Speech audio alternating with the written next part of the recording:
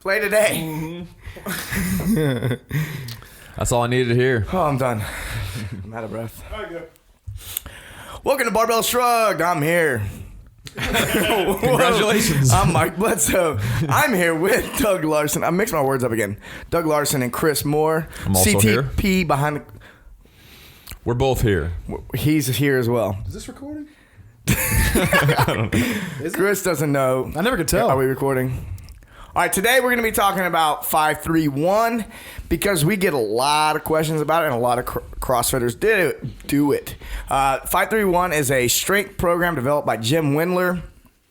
Basic barbell movements, squat, press, bench press, rows. Yeah, all those deadlifts. Deadlifts. I know you were leaving out something. All the main core strength exercises that will be familiar to any person. Most people want to get stronger at presses, bench presses, deadlifts, and squats. That's why so many people find this program attractive. And that is what we're going to talk about today. We're going to break it down a bit and explain why it's good and how you could implement it in your CrossFit training. But first, make sure to go to barbellshrug.com, sign up for the newsletter, so that way you can learn the 8 snatch mistakes you might be making that are keeping you from becoming a world champion weightlifter. So really, a lot of things keeping you from becoming a world champion weightlifter. Well, you'll learn the 8 top of them. 8. After that, there's probably about 50 more things that you're doing wrong, but we won't cover those in the video because it would get exhausting. It would. I'm waiting. Quick, Doug, say something. I ran out of shit to say. He's out of movements. I'm out of breath. You're panting like a dog. Too much 531, not enough CrossFit. So, Chris Moore, I'll direct it to you since you're the powerlifting guru and you actually know Jim. In fact, in the book, if I'm not mistaken, you're in the background of some of the photos. Yeah. If you Google Jim Wendler 1,000-pound squat or Jim Wendler squat, you'll see a picture of Jim at the I remember it was in Zanesville, Ohio, 2004, 3, somewhere in there. We were at the same meet. And if you see Jim taking his 1,000-pound lift, which was successful, and it was a great lift, after which this meet he retired. He had a good run in powerlifting. But behind, over his, was it left shoulder, right? You'll see a very chubby guy, swollen-faced, getting ready to take his attempt. And that person I just pulled it up. That person is me. Yeah, if you go to jimwendler.com, it's one of the pictures that are in the thing. You got you in the background. It's probably better than what Doug has. That's me at my... Just up and to the right of the spotter. Oh, yeah. That's so right I weighed him. about 360 pounds in that picture. So that gives that anyone who is wondering about Chris's credibility, that picture of him in the background, that proves that Chris knows what he's talking about. Yeah, You're legit. I was there. No, I mean, I had all right, man. I think I squatted like 950 at that meet. Or 900, somewhere in there. Let's see. So actually, if you don't know anything about Jim Wendler, since we pulled this picture up, it actually has Jim's stats right next to it, and he wrote this article. So he's 275-pound lifter, 1,000-pound squat, 275 bench press, and a 700-pound deadlift for a 2375 total, which is like 675 super bench? 675. 675. He said like 275. Maybe I did. 675, which is way better than 275. We know how bros are, man. I don't know if anybody on the bench record. We're not going to go there. Not going to offend. Yeah, Jim was excellent. And before he was in powerlifting, like if you ever watched Jim, like go to his YouTube page, go to see his powerlifting reels and stuff on YouTube just to investigate as you learn about his programming, because it gives you some idea of his background. But Jim is really like one of the more explosive squatters I ever saw. Like he just lowered, like in warm-ups up to like 500 pounds, he's lower, he's just going boom, with just like a slingshot. Before he powerlifted, he had I think he had been at the Air Force Academy, played some football in college at, I think it was the University of Arizona.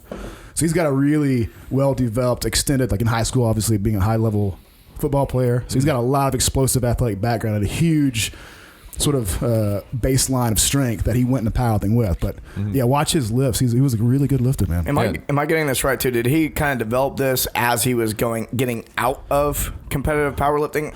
Yeah, I think he was kind of like getting away from, going nuts, and just trying to be healthy and strong, and this was like his way to be healthy and strong. Yeah, so Jim talks about it, and hopefully we can have him on the show, like we were talking about before, to tell his full story, because I think it'd be fascinating. I think we'd all love to drink whiskey and lift heavy barbells in his garage. Why not? But yeah, I think if you're in powerlifting for long enough, either keep with it until you, despite your records going down and your health, you're going to keep fighting for max efforts, or you realize that I'm a little too heavy and I want to do other things with my time. I want to train in other styles. I want to be a little lighter. Like he went through a big weight cutting phase. And went back mostly, I guess, to the idea that probably a more balanced strength program for general strength is obviously better. So bring the squat stance in and go lower. Probably more of a high bar position, less gear, obviously. More reps in the deadlift, sub-max programming. Biggest emphasis on the shoulder press, standing shoulder press, which, most people who are familiar with popular training programs, especially powerlifting, that's really non-existent now. And that's something you actually neglected for a long time. For years. And then when you try to throw it back in, originally I remember it was excruciating. Yeah, I mean, because I could only do like 185 pounds for 2 or 3 reps. And you're a guy who could bench 700. Yeah, I was benching, like my best raw press outside of powerlifting conditions was like 550 pounds. And I couldn't military press 205 because my mechanics were so bad. So you're going in an extreme direction because that's what you should do for powerlifting. But in terms of being prepared for general strength and general life function, it's really not ideal at all. And you did find also that when your overhead press improved, you saw improvements on your bench press. Yeah, so 3 things I think helped a lot. Like pressing balanced out my shoulder health a little bit. It allowed me to get strong without pushing the bench as much. Especially the incline press. If you have sore shoulders, you need to improve your standing press, do incline presses. I want to bring this up. One of the reasons because we have a 6-month muscle gain challenge, and that's a program we run. And I have the guys benching like once a month, and the rest of it's overhead work because the focus really is Olympic lifts. But we still bench like once a month, and some people feel like it's not very much. It's just out of balance with everybody's program. You do it too much. It's like anything. It deserves a place, and that place should be relatively minor because it's just not it shouldn't be abused. But I'd say 2 things that helped me more than anything in my life, training-wise. One is getting back to shoulder presses and getting better position, also working snatch. That's one. Both things are helping my shoulders more than anything I've ever done. Muscle snatches and power snatches combined with pressing, less benching.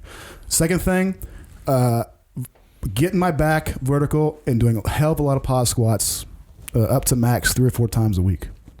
Well, for you as a powerlifter, you're used to being very bent over and being in that very vertical position. Exactly. Very, very out of the ordinary for you. And so because it's so out of the ordinary for you, you made a lot of progress off of that very quickly. Yeah, it was a huge boost in everything. I started deadlifting more.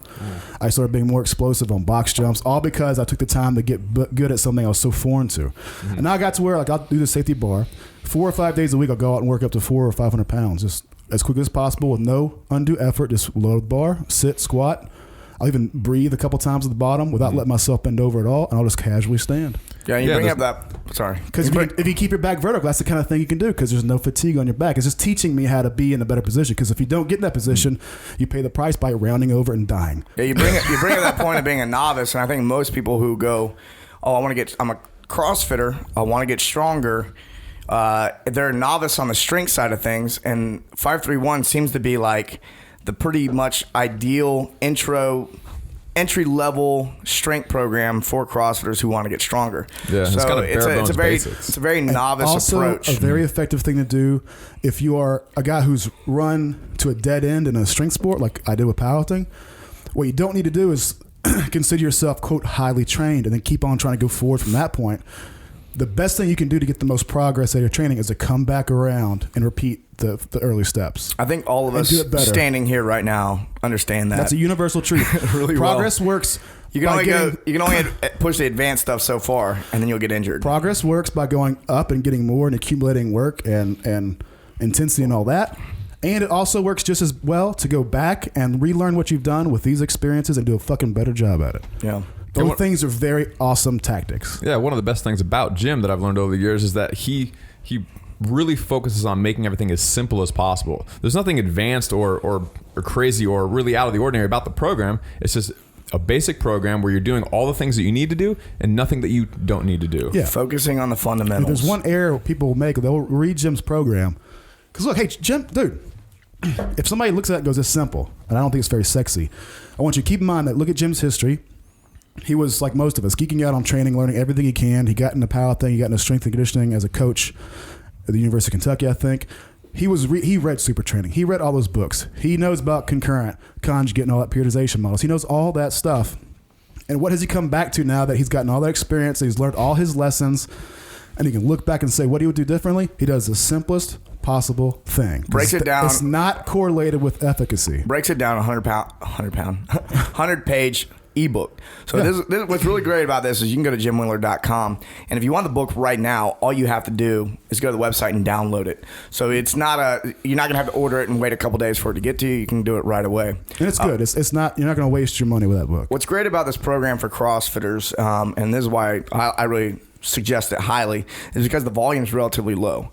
If you're playing a sport, football, rugby, any sport, I mean, you have practice and you already have training volume that week, this is a great way to add strength volume without it being crazy or really high. I know there's periods of time where like CrossFitters who are more advanced or have been doing a lot of strength training, they may not like that volume of training, but even Rich Froning was telling me he was doing 531 last year. So it works. It works. And for credit where credit's due. For any program, when people ask, I've been doing 531, what should I do next? And then my first question is are you still getting results from 531? Are you still getting stronger? Mm-hmm. If the answer is yes, then is like the answer that just means you should keep doing 531. Now you say, hey, I plateaued, I haven't gotten stronger in the last 12 weeks, and it's like, okay, we need to change programs, or we need to look at change something Pick here. all the fruit within reach, and then and it could be a lifestyle thing. But generally programming is the last thing that you want to change. Yeah, you got to make sure you're actually doing the program you say you're doing first. That's one of the big ones. True that, homie. You go, well, what have you done this week? And they're like, well, I mean, I've been really busy at work. I didn't make it for training the last 2 days, and then you find out they're not even doing the program they say they're doing. That's such a good point, because guess what? Probably one of Jim's major complaints would be, and probably one of the biggest mistakes people will make, especially CrossFitters, they'll take 531 and do it, and then they'll do like CrossFit Endurance or something, or do main site stuff, and they'll start bolting all this together and go, the result wasn't good. I didn't get stronger. 531 didn't work. 531 is a program. If you want to maximize your experience with that, you should do it. And then you should carefully balance the other things you might attach to it. Yeah. So the way the program works is it's got 4-week cycles. It progressively gets more progressive. It progressively gets progressive. The volume goes up week to week. On the 4th week, you deload like you do a lot of programs. Unload. That's all. Sorry.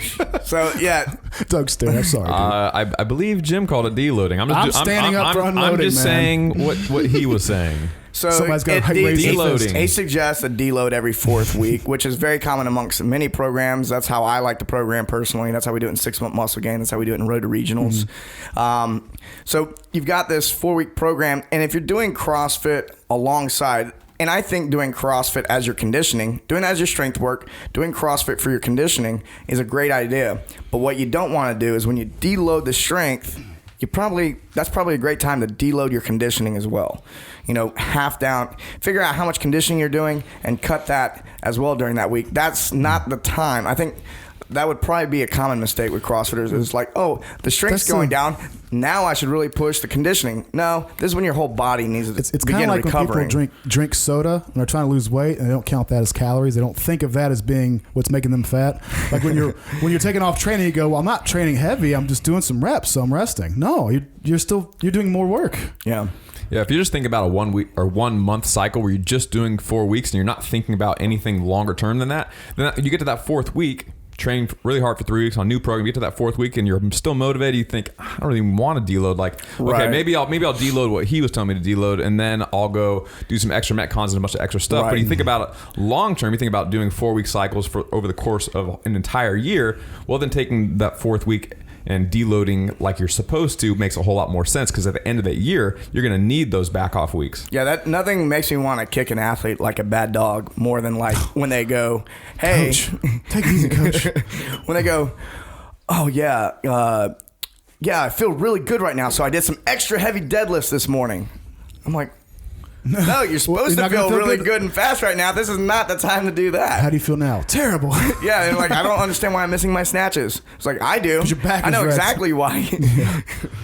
All right, so the breakdown week by week, basically week one, and I think he has a couple different variations. I actually haven't read the program in a couple of years, but if I remember correctly, it's something along the lines of week one, for your heavy movement, if you're doing heavy squat, heavy deadlift, or heavy overhead press or bench press, you're going to be doing something along the lines of 3x5 for that one heavy movement. And then week two, it breaks down to like 3x3, so 3 sets of 3 heavy reps, right. a 3RM more or less. And then week four, this is where the name of the book comes from. You do 3x5-3, or excuse me. Week 3, you do 3x5-3-1. So 5 sets or 5 reps on the first set, 3 reps, and then build up to a heavy single on that third set. This is all percentage based as well.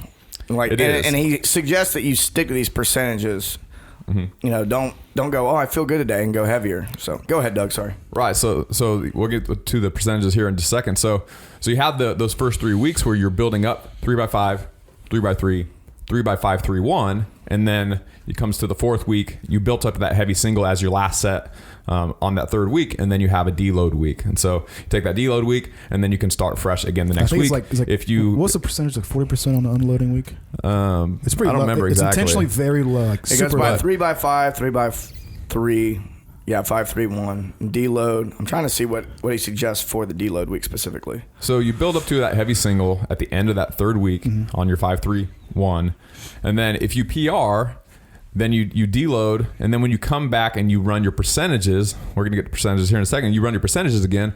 You basically, even if you PR by 20 pounds, you still want to progress slowly. And this is what Jim recommends: is that even if you PR by 20 pounds, when you recalculate percentages the next week, if it's a smaller movement or movement with mostly upper body, like a heavy overhead press or a bench press, you might want to add only 5 pounds. If it's a heavy deadlift or a heavy squat, then maybe you add 10 pounds. But if you PR by 30 pounds, you don't rerun your max numbers where you get your percentage off of that next week by adding 30 pounds and then running those percentages. You just add 10 pounds. That way you can progress more slowly. Again, that'll help with your long-term progress, and you won't stall out quite as fast. Yeah, absolutely. When you start the program, he suggests find your max.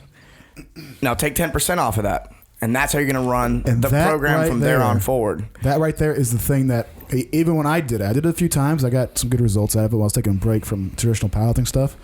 The temptation is there to say, well, you know, man, that minus 10%, I could do more than that. Shit. And you just put your 1RM in, and you're already off to a bad start. You really do need to have a conservative estimate to start that you know you could probably lift more than that, and then you take 10 off. You got to be really conservative. Yeah, you got to think about the long game here. Yeah, it's a long game. We've talked about this before. Short-term goals are usually at odds with long-term goals. They're like a sugar rush. They feel really great, and then it's gone, and you're confused, and you're left crying. And this is actually something I suggest. We do a little bit different style strength training for the 6-month muscle gain. But the suggestion is throughout the entire program is, hey, we have 26 weeks. Like, it's a 26-week program. You have 26 weeks to get stronger. And you will. and what you do is you sometimes see guys trying to put 20, 30 pounds on their back squat in like a week. You'll pay for that. And sometimes they're successful, but it kind of, in spite of their long-term results, they've now screwed themselves. We know you can do it. We know you're strong, man. We know you can do it. That's not the point. Here's the thing is if you add 5 pounds to your back squat for 26 weeks in a row, it's a lot of additional work. It's 130 pounds in 6 months. That is huge. And if people would just be a little more patient, they would be safer.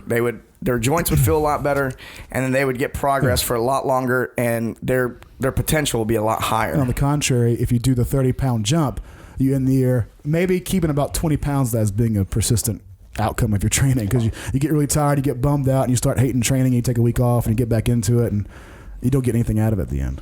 So here I found those percentages for you. So again, I said week 1 was 3 sets of 5 reps. And so set 1 would be 65% by 5, and then 75% by 5, and then 85% by 5, or basically as many as you can get. You're kind of wrapping 5, Probably you'll probably get more than 5 if you really took your 1 rep max, calculated 90% of it, and then took 65% of that. It'll be light. And 75% of that, and 85% of that. It'll be pretty light. So when you get to that 85% for that third set, you'll probably get more than 5 reps. And you're supposed to. And if you get more than 5 reps, don't think that something's going wrong. Yeah. Something's going very right.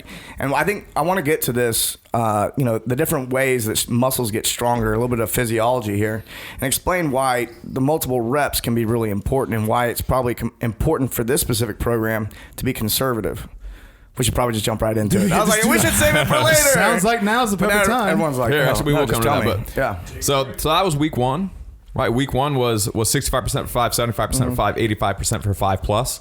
And then week 2, you're doing 3x3. And you're going 70%, 80%, 90% for 3 plus on that last set. Up, the volume comes down a little bit. Right, and then week 3, you're doing 5, 3, 1. And so it goes 75% for 5, 85% for 3, and then 95% for 1, or if you can get 2 or 3 or however many, get as many reps as you can again.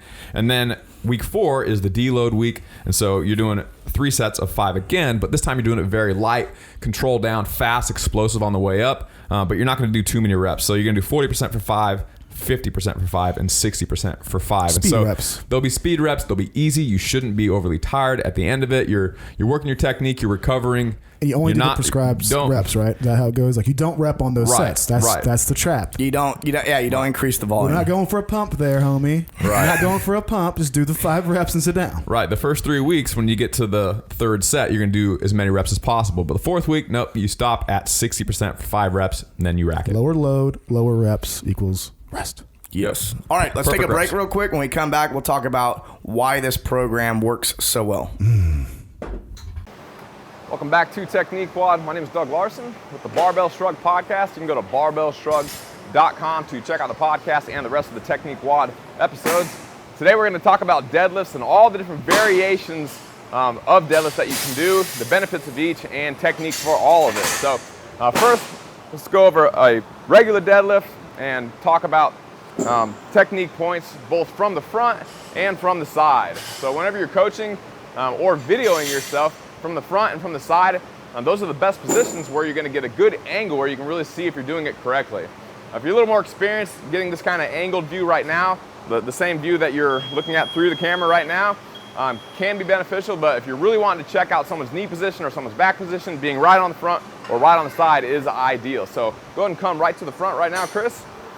So from the front, technique-wise, I like to have my feet about hip width apart, where my legs are 100% totally vertical, and then maybe widen up a little bit. So it's not really hip width, not really shoulder width. It's kind of in between hip and shoulder width apart. That's where it's comfortable for me, and my feet, for the most part, are almost all the way straight ahead.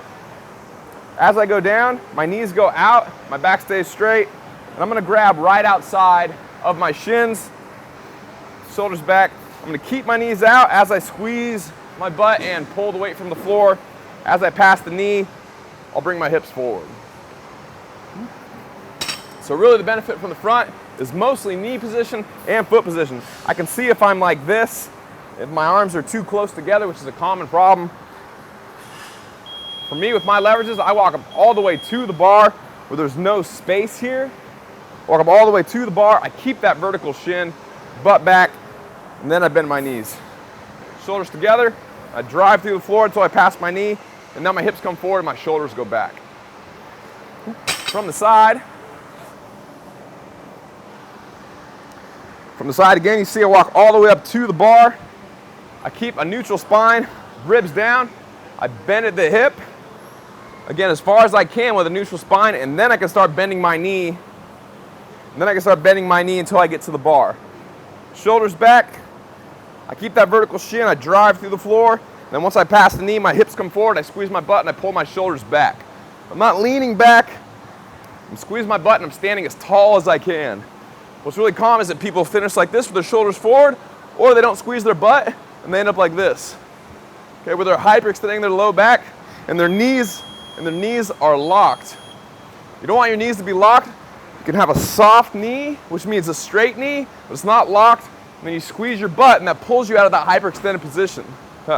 So, in case the bumper plate was in the way, I don't want my knee to be locked and me to be hyperextended like this, I want to have a straight knee, my butt squeezed, and I'm just standing as tall as I can with my shoulders back.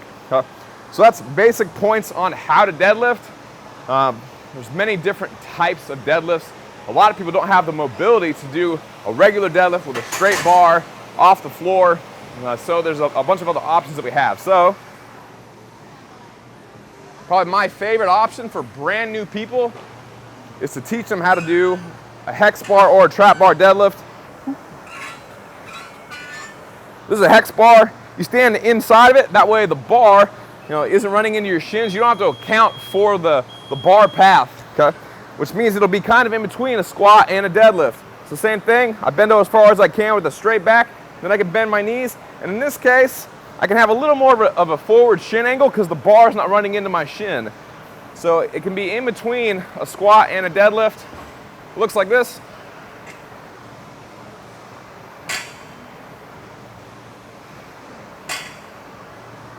So that's a hex bar deadlift. Same rules apply. Same rules apply if you watch from the front. Same rules apply if you watch from the front. My feet are pretty much straight ahead. I stand right in the middle. Knees go out. Shoulders back. Just like this.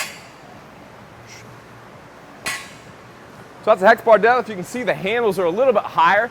So I'm not all the way down, so to speak, like I would be with a regular bar. I can start a little bit higher, which means I don't have to have as much mobility. If I get a little more mobility, I can just flip it over and I can grab the other handles. I can grab the other handles, and now I have to squat a little bit lower. Again, it's kind of in between a squat and a deadlift. A little more quad, a little less hips, glutes and hamstrings, if you will, because you'll be a little more vertical with your torso, not quite so bent over. So that's where I like to start. From there, I like to progress.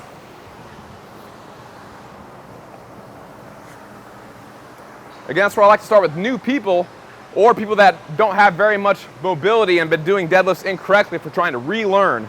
So from there, I like to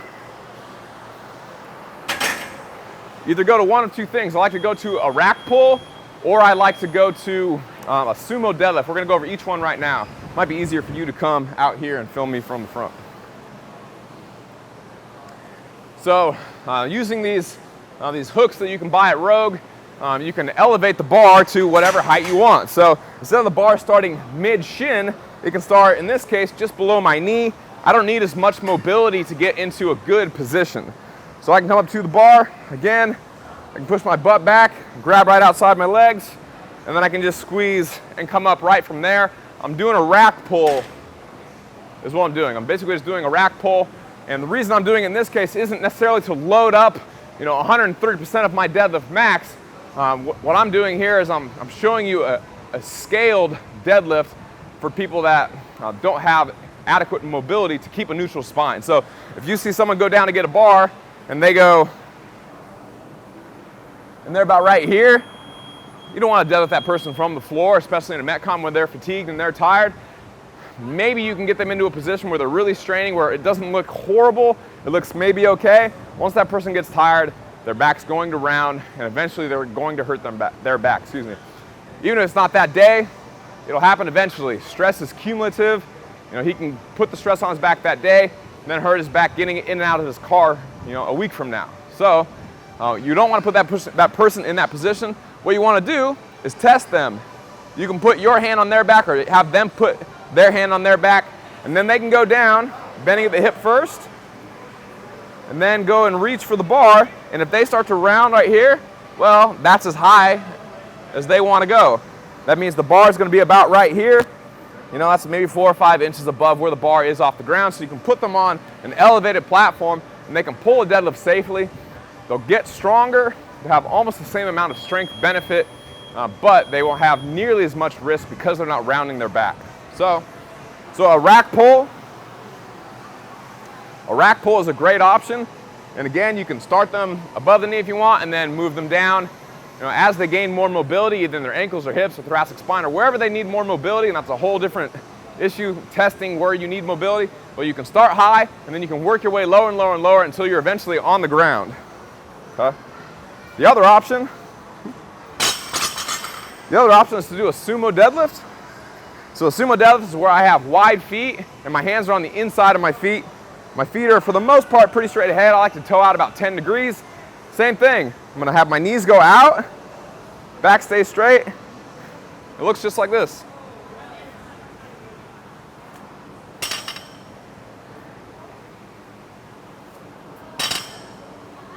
So what you'll find is that people that can't keep a neutral spine on a regular deadlift tend to do better on a sumo deadlift. So if I look like this, if I go down and I end up like this, maybe on a sumo deadlift, I go down and I'm a little bit better. I didn't gain any mobility. It just put me in a position that was easier to achieve, and now I can pull a deadlift a little more safely. I'm not quite as bent over. I'm a little more vertical with my torso. If you look at studies on deadlifts and shear forces on your spine, hex bar deadlifts tend to have the least amount of shear force on your low back, and then sumos and then regular conventional deadlifts have the most shear force. Doesn't mean they're not safe at all. It means that you want to pick the variation that's right for you with your level of experience and your level of mobility. You always want to do it correctly. So, from the side, the sumo deadlift looks just like this. Again, wide feet, knees out. I keep my back flat until I can't bend over at the hip any further, and then I can start bending my knees. As I bend my knees, I push them out. My back angle stays the same. Once I pass the knee, my hips come forward, my shoulders go back. I stand as tall as I can. And then on the way down, I bend at the hip until I pass my knee, and then I bend my knees. My knees go out. I go up and down the exact same way. If I pull from the floor in a perfect position, I go down in that same perfect position. So, a sumo deadlift is a good variation. From there, kind of a middle of the road, well, I'll keep here. A middle of the road variation is just a regular deadlift. So, the same deadlift I showed at the very beginning, feet hip width apart, bending at the hip, then I bend my knees. If I want, I can alternate my grip. If it's heavy, keep that vertical shin as long as I can, butt down. Once I pass the knee, hips come forward, shoulders go back.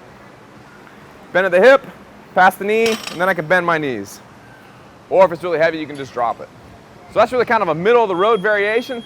From there, you have a bunch of other options. Generally, more mobility and lower bar positions are harder to achieve. I forgot what I just said.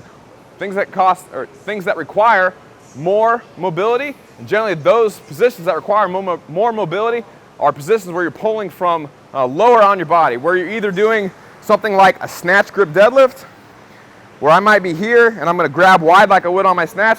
So I bend at the hip and I keep going lower and lower and lower, and I'm grabbing wide, okay, just like I would on a snatch. And so my hips can be a little higher because I'm just doing a deadlift. I press, and then when I pass my hips, I stand all the way up, bend at the hip, and then bend my knees. From the front, it looks the exact same way. Knees out. Okay. My hips are a little bit above my knees, so I'm not in a snatch position specifically. I'm in a deadlift position just with a wide grip. Drive my heels through the floor. Once I pass my knee, squeeze my butt, pull my shoulders back, and I stand up normal. So a snatch grip deadlift is slightly different than a snatch deadlift. The difference is that I'm doing a deadlift with a snatch grip, as opposed to doing a snatch first pull and transition with a very heavy weight.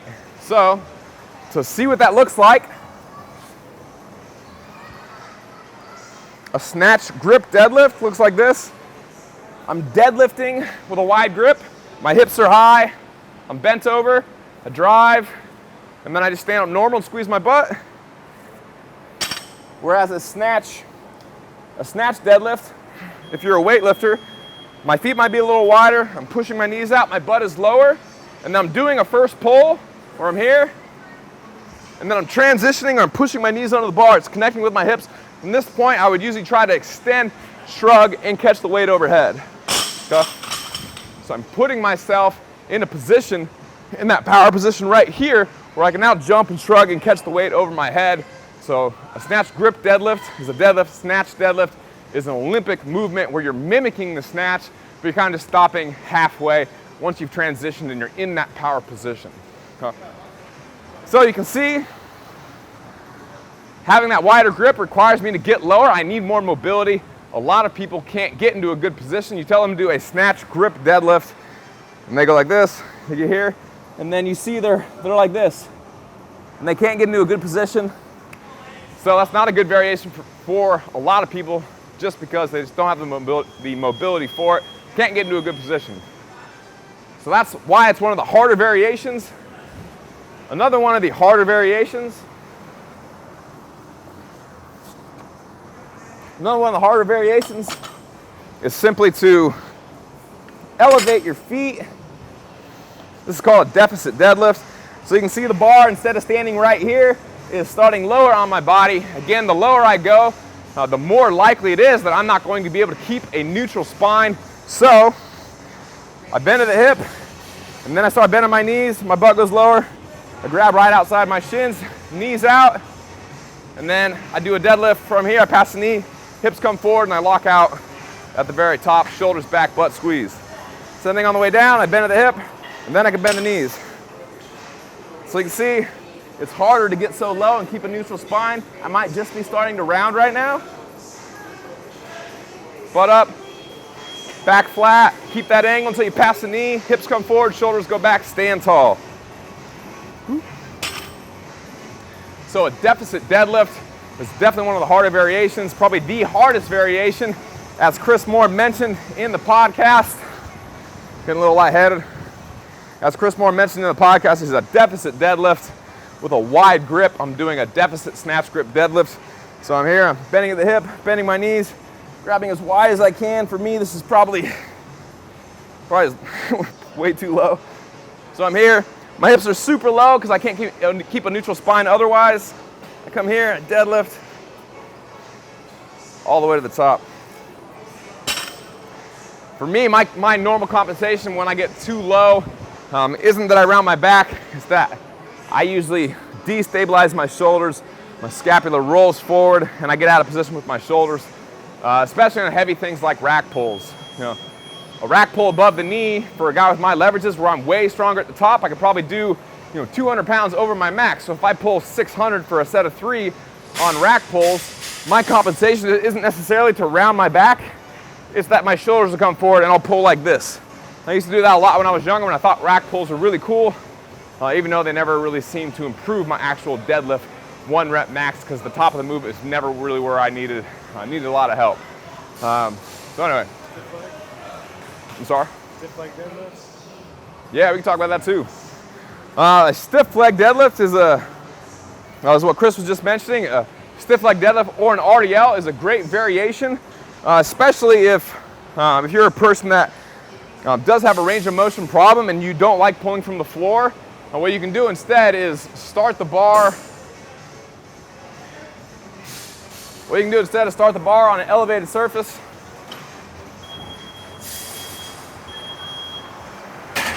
You can start the bar somewhere higher, and then you can do an RDL. So it looks like this.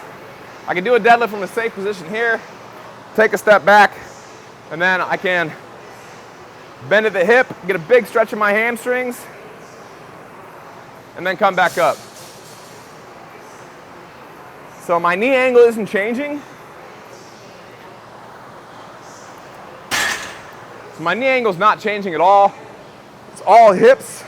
Getting a big stretch in my hamstrings, squeezing my glutes, and driving through the floor, all hips, and no knee extension at all. So your quads are more or less taken out of it, and a great movement, especially if you're a person that has, like a sprained ankle or something. If you can't bend your ankle, for front squats or whatnot, you can pull from a high position like this, and then you can RDL, and your ankle doesn't really move that much. If you can support a load, but you can't bend it, it's a good way to still get a good amount of strength training, keep your hips strong while you're rehabbing your ankle. We do that all the time here at Faction. So, mention to them that RDL stands for Romanian deadlift and is the same as a stiff leg. That's a very good point. I'm not sure if I mentioned that. A stiff leg deadlift is the same as an RDL. An RDL stands for Romanian deadlift. Sometimes people use them interchangeably. Sometimes they mean stiff leg deadlift. They mean you're going to round your back during the movement like this, which is probably never a good idea, so don't do that ever. If you have a hurt back, deadlifts are not the end-all be-all of strength training. They're a beneficial movement, but if you already have a hurt back, it's okay to, for a while, get away from deadlifts, do more single leg work, do more vertical type bilateral squatting, front squats, back squats, and overhead squats, especially Olympic style where you're more upright and you're not so bent over. Let your back heal up.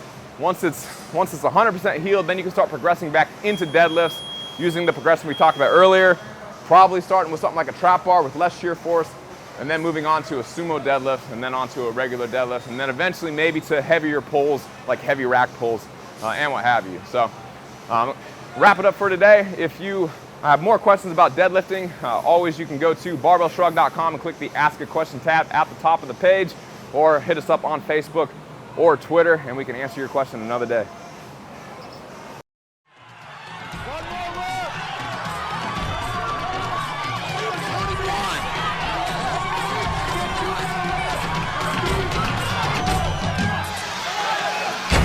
Jason Khalifa, CrossFit Games champion.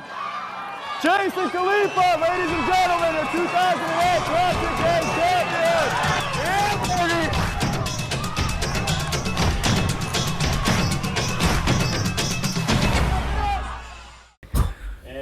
Oh, now we're back. Oh, CTP, new camera here. He didn't know when he was recording. He'll get the hang of this new contraption eventually. It looks like the Starship Enterprise. It does. Doesn't it? I'm waiting for it to shoot a laser at me and just turn me into a pile of dust. All right. Before we left, we talked about how we would talk about why the program works so well. And Chris Moore and I last night got in a conversation about, what makes muscle stronger, what stimulus is involved for that. And probably a lot of people don't understand that. They just kind of know that lifting heavy weights makes you stronger and maybe don't think about it any deeper than that. So we're going to explain a little bit of that. And I want to talk about,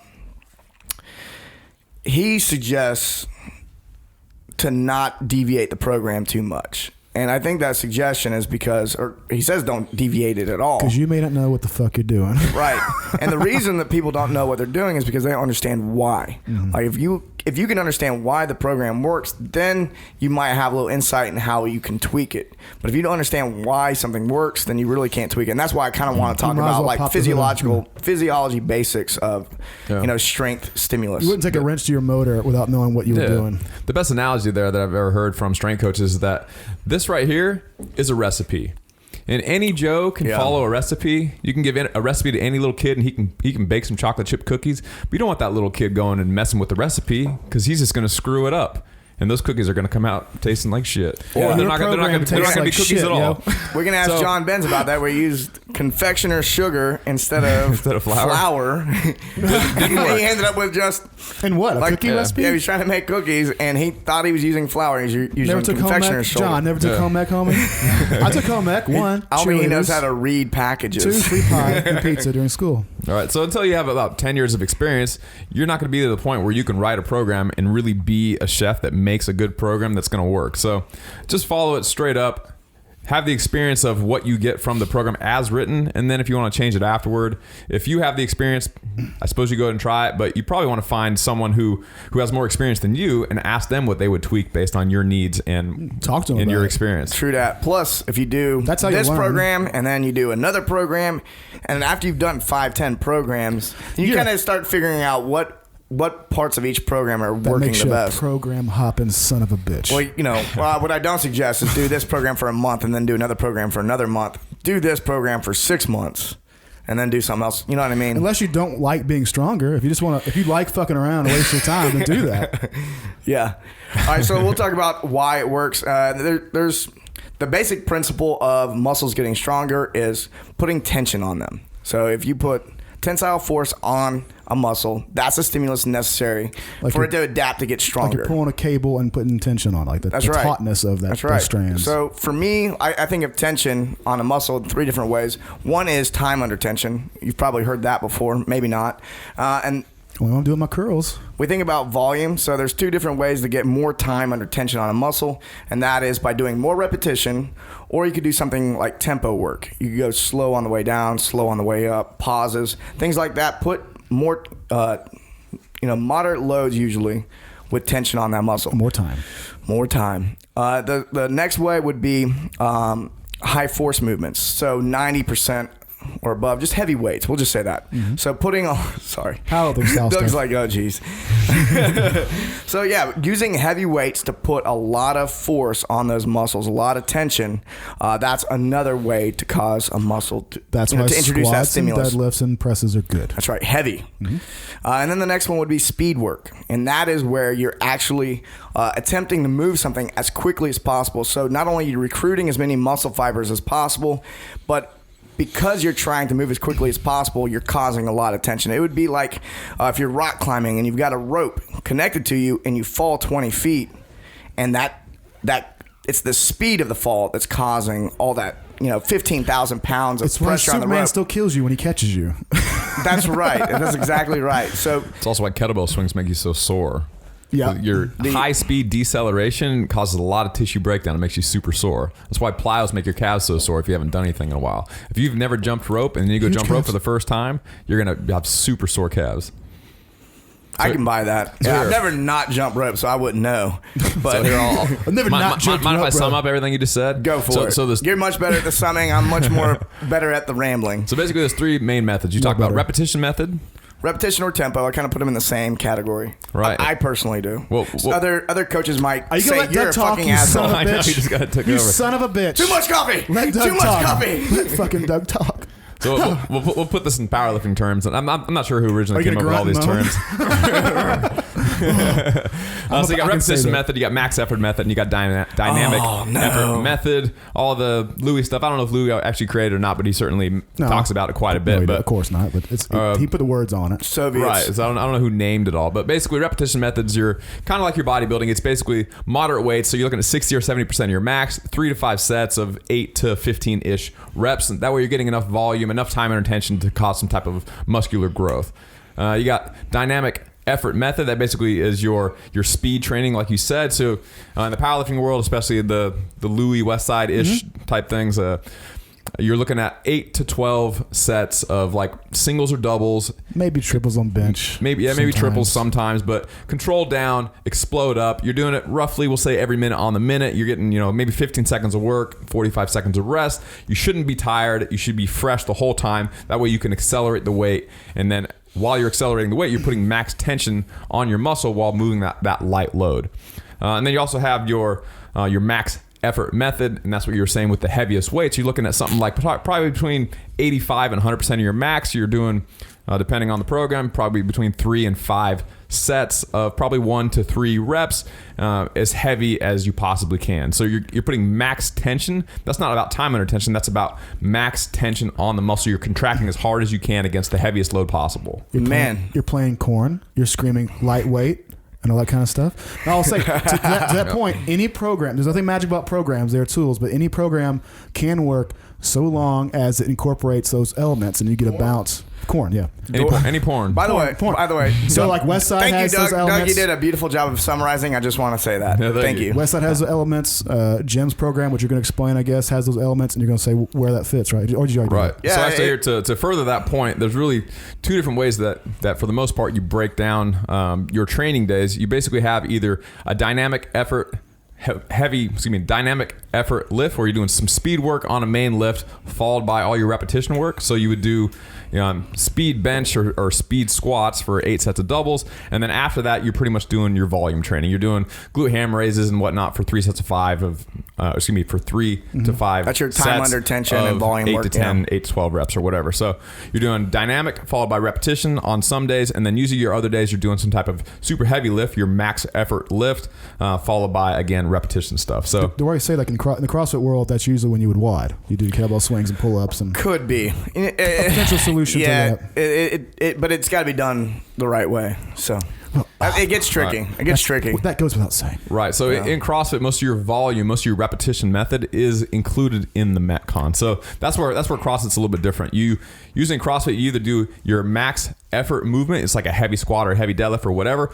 or you do something like a heavy snatch or heavy clean, and that's kind of like your dynamic effort method. It's your speed work. It's still heavy because it's a heavy snatch or heavy clean, but it's not so heavy that you're grinding because you have to be able to more or less throw the barbell around and get under it. And so it's either a heavy snatch or heavy clean, that's your dynamic effort method, and then you go Metcon, and that's your repetition work, or your heavy squat or heavy deadlift, or maybe a heavy press, maybe weighted pull-ups, and then again for your repetition method on that day you would go to your Metcon. So this is a really important point because I think a lot of people try to do some strength work and they're doing a strength phase, so now they do heavy weights in their Metcon too, and this is a really good argument to not do that. And this is why I've seen the best results with athletes getting stronger by keeping the weights light or body weight light in the conditioning and keeping, sticking with the strength program. And then if you want that assistance work, don't be going over 60% on your barbell movements. You get tired on being heavy, and you don't train the other elements. You don't get the volume.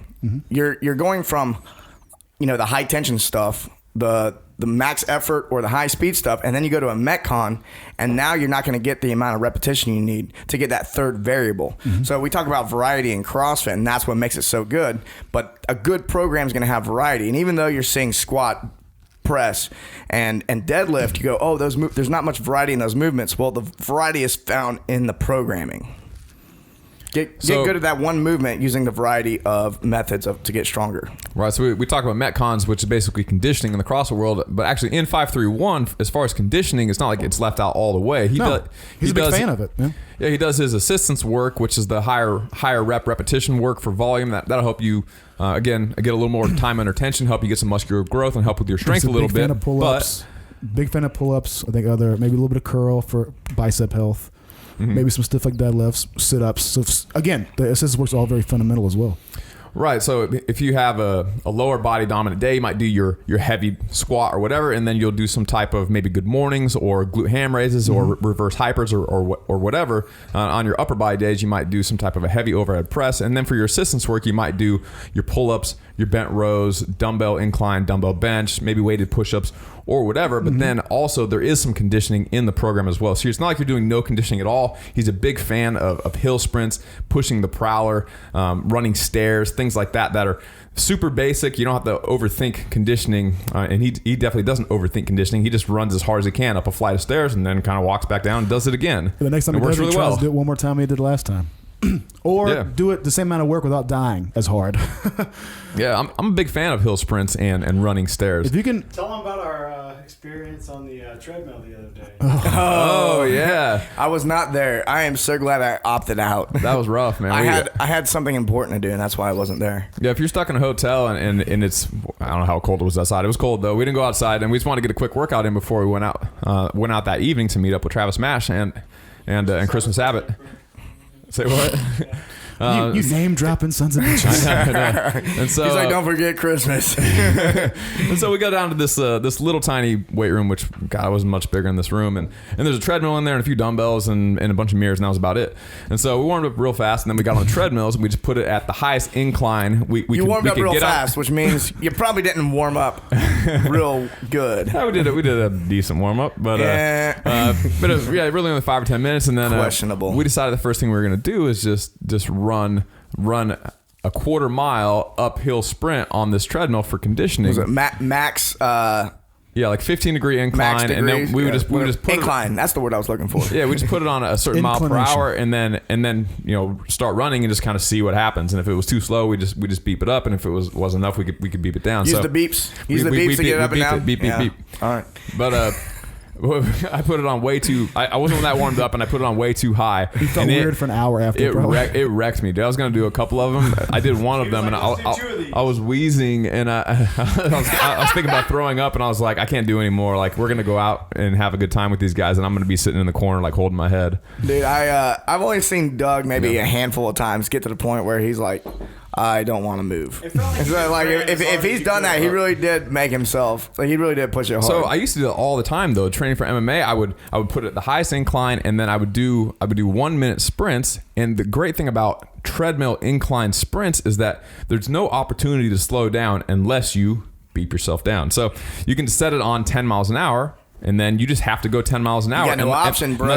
Unless you decide to hop off or decide to go slower. So you're like consciously making an effort to be a pussy at that point, and hit down. But the benefit really is that you can run a sprint, a 1 minute sprint at 10 miles an hour, and if you did it, next time you can run 10.1 miles an hour. And then 10.2 miles an hour. And each time you get it, you can't do that on a hill. Yeah, it's just like doing a back squat. Like if you get 5 reps at 300 pounds, well, you can go 305 pounds next time. And you can find that limit to a very precisely. Not like running around a track where like you're like, okay, I'm going to do a 400 meter sprint. And then you're like, I think I'm running faster. And then you go, oh, I was trying to get a 62 and I got a 64. Bummer. Now you're making me question not taking my grandfather's treadmill now. It's cold, it's hot, it's dry, it's wet, it's early in the morning, it's late in the morning. Like, there's no way to control how you do on the track. It's fucking no way to do that. So it's a great way to force yourself to run a little bit faster for a certain period of time, and you can wreck yourself like that. So is there anything else we want to cover about 531? Are we leaving anything out? You made a good point on the break about considerations before you begin, did you? Where you should go now for more information.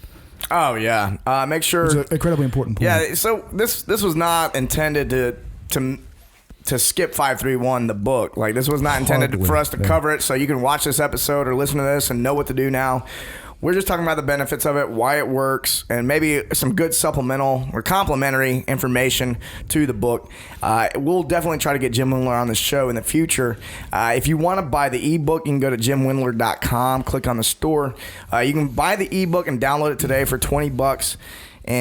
Or you can go to Amazon.com and buy the paperback. Is it on Elite FTS? And it's probably, I would be shocked if it was not on EliteFTS.com. And by the way, we're not making any money off of this. Just so you know. We just think it's great. Yeah, so we just got a lot of questions about 531, and we just want to be Doug, as open about it as possible. You got the question document open still? Well, what I was going to say was a question that we do get from a lot of CrossFitters is that they don't just want to do squats and deadlifts and presses. They want to work on their snatches and their cleans and their other CrossFit skills and their gymnastics. So how do they? I know we're not supposed to alter the program, but does anyone know what Jim does when someone wants to throw in some cleans or some snatches? I think he covers that at the end of the book. I think you can do 531 programming. You might not do your rep set at the end, but you can certainly do 5 reps in a power clean or a hand clean. It might work better if you do ones, doubles, and triples. But you can still do the same progression and start conservative and work your form. You will get better. It's probably not ideal for weightlifting programming, but if you're a guy who wants to be strong and also do the power clean or do some snatching, you could. That would be perfectly serviceable. I would keep it separate. I actually don't remember what the book says on it specifically, but I would definitely keep it separate. And you could do it somewhat of a progression, but I would probably focus on technique and keeping the weights light, and then really just focus on being stronger. And then after you get to a certain point, and you say, hey, I want to improve if you really want to improve your weightlifting, and that's like your number one goal, this probably isn't the program for you. But if your biggest thing is strong, it's probably okay. Right. If you're just trying to get your squat and press up, then this is what you need to do. So you need to know what your goal is here. So the goal here is really get your squat, deadlift, and press up. Yeah. If you want to get your weightlifting up, there's a ton of other weightlifting programs out there. Generally speaking. Yeah. So there's a million ways you could do it. I've actually done this exact same thing before. What I did was I was doing 3 days a week, and I would just do 3 sets of 3 of either power snatches or power cleans. By doing a power variation, a power snatch or a power clean, as opposed to a full squat snatch or squat clean, you're automatically going kind of light, but you're still getting the movement pattern down every day. You're still able to kind of remember what that feels like. That way, when you get out of this program and you want to get back onto some weightlifting or CrossFit specific program, it's not like you haven't cleaned or snatched in 12 weeks or however long you did the program. Yeah, you've got to practice the movement. You got to treat weightlifting like a sport. You can get stronger with powerlifting style movements without treating it like a powerlifting sport. Like with weightlifting, think about it as like throwing a baseball. You wouldn't play baseball and go weeks and weeks on end without throwing the ball or swinging a bat. The same thing with weightlifting. You don't have to take it to maximum loads, but you at least need to be doing the movements and practicing. And those squats and those deadlifts should probably be like clean pull deadlifts and high bar squats. You could do. If the goal is weightlifting and you want to get back into that and you're in the off season, I would probably still be doing. Oh! I thought you were saying sub clean deadlifts for deadlifts in the program. I would not do that because you can't get the same stimulus. I'm saying it's just if you're not taking a break and looking to get back into, we got it. Yeah, man. Yeah, dude. You're in agreement. we're in agreement or a concurrence of ideas. Chris Moore and I agree a lot more than we used to. That's We for sure. do. Yeah. We're two sides of the same coin, my friend. A weird coin. We used to throw things at each other in the parking lot. That's not true. Yeah, I just want to make it really dramatic for the people at home. It's all peace and love, man. Really. I never struck you. I never said an unkind word about. I called you a C word or two. I think you've called me names. I've definitely called you names. You've made me sad, man. Before once or twice, made me real sad. All right, let's get on with the show. We were done. What do you say, Chris? It's an episode 100 on the way. Oh, that's right. This is episode 99. Episode 100 is coming out next week. Maybe we'll do something special. Maybe. Top secret. Yeah, it's in the works right now. Something special coming. You want to say bye? Yeah. So, as we already did, promoted Jim Wendler. You can go to his website, buy the book. Go to Amazon, buy that book. You definitely should. It's like $20. Yeah. Well worth it. I bought the ebook a long time ago. I actually had to pull my old PC out, which I haven't opened in like a year. I go, I got the book somewhere. Anyways. Also, go to the T Nation article that Jim Wendler wrote. See Chris in the background, looking good. Oh, yeah, shit. and then also shy of 400-pound Chris Moore. Get that book and read it. And also, Doug, wasn't there a top questions that Jim published on T Nation of 531? Or was that on Elite Fitness? I think that was on EliteFTS.com. So Elite Jim Fitness. has put out. Look, dude, Jim has put out a lot of free information on this, and you can go out, just learn to your heart's content. Just get in your Googles and type it in and go for it. Cool. T Nation actually has a lot of good 531 stuff. So yeah, just Google 531. It's all and free. Go read it. Read those 10 articles. You'll have it down. And if you like 531, if you like the discussion today, you probably want to check out what Chris put together, which is starting strength. No, it's not. No, it's Simple not. strength. That was someone else's.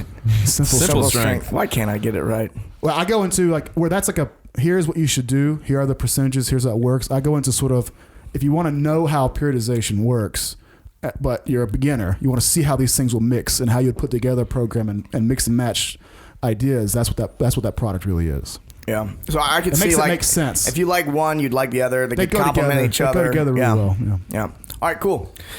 Make sure you go to Barbell Shrug. I can't talk. Make sure you go to barbellshrug.com. Sign up for the newsletter. Send a tweet to Jim Wendler. Yeah, tell him you like his program. Tweet Jim. Tweet us. Put it on the same thing. Be like, man, you guys should do a show together. And then retweet it, and then tweet it some more. Yeah. Still listening, give us a 5-star review on iTunes. Oh, yeah. Make sure to go over to iTunes. If you like this podcast, which if you've made it to this point in this episode, You love it. you love it. Yeah. By the way, thank you to all the people that have given us a 5-star review on iTunes because we have like 700 5-star reviews, and super cool. that is fucking awesome. Well, It we've been really hanging is. around hanging around top 3 on in Health and fitness. health and fitness. Yeah, it's been Jillian and Dave Asprey and us. Yeah, pretty much so in we've the been top up 3 there. lately. So like I think it'd be really cool if we could hang out in number 1 spot more. And the way we would do that is good positive comments, 5-star reviews, Subscribe. downloads. Yeah, subscribe to the whatever. Chit chat. Yeah, Telling your friends about it. Telling your mom she'd really dig it. yeah. Tell your mom. That Everyone get your mom to watch the show. We're done. Let's just See you keep next talking week, forever. guys.